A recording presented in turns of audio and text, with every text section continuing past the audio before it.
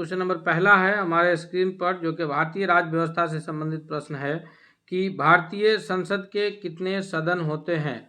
तो भारतीय संसद के अगर हम बात करें तो भारतीय संसद के अंग की बात की जाए तो 3 अंग होते हैं, और सदन की बात की जाए तो 2 सदन होते हैं। एक निम्न सदन जिसे लोकसभा के नाम से जाना जाता है, दूसरा उच्च सदन होता है जिसे राज्यसभा के नाम से जाना जाता है। लोकसभा में जनता के प्रतिनिधि डायरेक्ट चुन करके आते हैं जनता के द्वारा, 5 साल तक उनका कार्यकाल होता है, 5 साल के बाद वो पुनः विघटित होता है। अभी 2024 में इलेक्शन हो रहा है, फिर अगले 5 साल के लिए सरकार का गठन होगा। तो और राज्यसभा जो है वो अस्थाई सदन होता है, याद रखेंगे हम लोग। तो इसका पहला नंबर प्रश्न का सही उत्तर ऑप्शन नंबर बी होगा कि ये भारतीय संसद के 2 सदन होते हैं।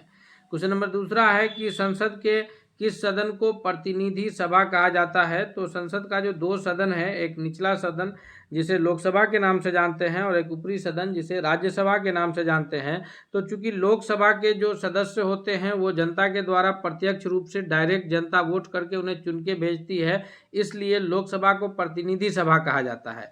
जबकि राज्यसभा जो कि संसद का ऊपरी सदन है, उसमें जनता के द्वारा डायरेक्ट उसके सदस्य नहीं चुने जाते हैं, बल्कि उसके सदस्य जो है वह ये राज्य विधानसभाओं के सदस्य जो है उन्हें चुनते हैं, तो इसलिए उन्हें प्रतिनिधि सभा नहीं कहा जाता। ऑप्शन नंबर ए इसका करेक्ट आंसर होगा।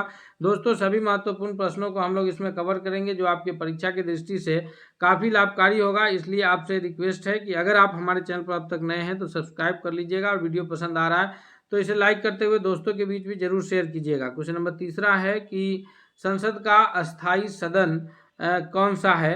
तो संसद का जो अस्थाई सदन है जो विघटित नहीं होता है, हम पहले ही कहे हैं, वो है राज्यसभा। लोकसभा संसद का अस्थाई सदन है, प्रत्येक 5 वर्ष पर विघटित होता है, पुनः जो है निर्वाचन होता है। जबकि संसद का अस्थाई सदन है राज्यसभा, जिसका विघटन नहीं होता है। राज्यसभा के सदस्यों का जो कार्यकाल होता है वो 6 वर्षों का होता है, और प्रत्येक 2 वर्ष पर जो है 1/3 सदस्यों की सदस्यता का समय पूरा होता है और उस पर निर्वाचन होते हैं, लेकिन यह पूरी तरह से कभी विघटित नहीं होता, याद रखिएगा। राज्यसभा का सदस्य बनने के लिए जो न्यूनतम उम्र सीमा है वह 30 वर्ष है। 30 वर्ष का व्यक्ति राज्यसभा के सदस्य के लिए निर्वाचित हो सकते हैं। क्वेश्चन नंबर चौथा है कि भारतीय संसद बनती है, यानी भारतीय संसद जो है वो किन किन ये से मिलकर के भारतीय संसद का निर्माण होता है।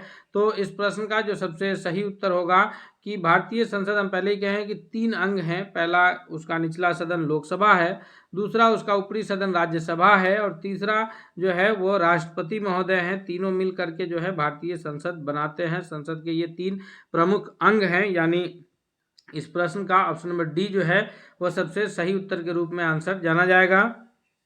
क्वेश्चन नंबर 5वां है कि निम्नलिखित में से कौन सा एक प्रावधान भारतीय संविधान के अंतर्गत संसद के सदस्यों के विशेषाधिकार तथा उन्मुक्तियों को निर्धारित करता है।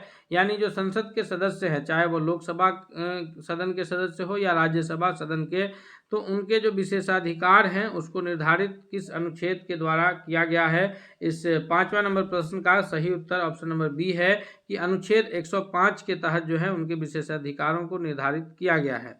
क्वेश्चन नंबर 6 है कि भारतीय संविधान के किस अनुच्छेद में कहा गया है कि संघ के लिए एक संसद होगी जो राष्ट्रपति और दोनों सदनों यानी लोकसभा और राज्यसभा से मिलकर बनेगी। यह कथन भारतीय संविधान के किस अनुच्छेद में उल्लेखित है कि संघ के लिए एक संसद होगी जो राष्ट्रपति और दोनों सदनों से मिलकर बनेगी।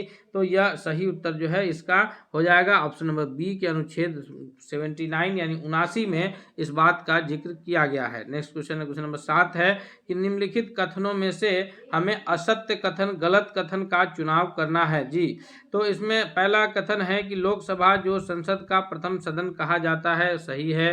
राज्यसभा को संसद का द्वितीय सदन कहा जाता है, ये भी सही है।